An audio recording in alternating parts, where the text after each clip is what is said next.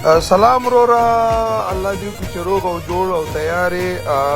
ډېر کوشش مې وکړو خو 360 سیسټم په کندهار کې نشته او دغه مې لږ راټولې کړي دي. نو الله دې وکړي چې خوښه دې سي او چا چې کندهار نه یې لیدلی، ښایسته کندهار.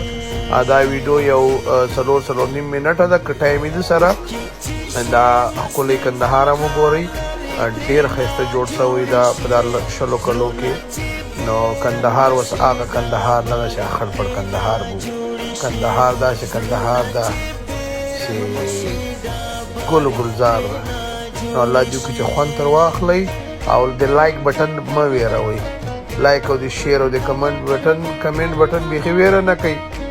ګورئ څومره ښایسته کورونه پکې جوړ شوي، څومره ښایسته سړکونه او جادې او باغونه او پارکونه او جوماتونه. الله دې وکړي چې خوښ هم شي او وروره یې تام نوم دې نه راځي، نوم دې شي ده.